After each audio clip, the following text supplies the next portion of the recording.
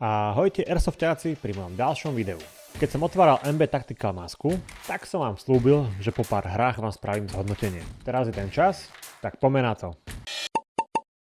Toto review bude krátke. Predsa len, je to maska na tvár a nie je časticový urýchlovač v cerne, takže myslím, že to rýchlo pochopíte. Aj keď maska nie je ideálna na moju tvár, tak sa nosí pohodlne. V prvom videu som vám spomínal, že lepšie sedí ľuďom s chučou tvárou. S mojím gulatým ksichtom sa maska opiera skôr o moje líce ako o nos, čo má za následok to, že predná časť viac vytrča a robí zo mňa akéhosi airsoftového Rudolfa.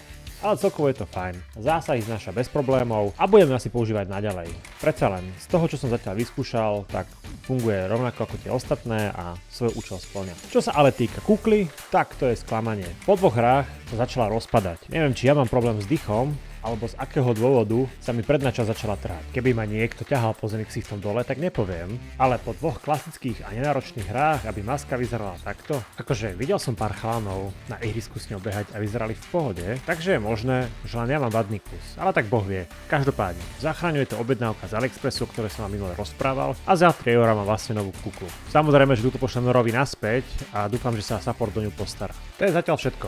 Ak máte takúto masku aj vy, tak mi dajte do komentára vedieť, ako ste sa spokojní. A ak uvažujete, že si ju kúpite, tak si komentáre radšej prečítajte. Zatiaľ, čaute.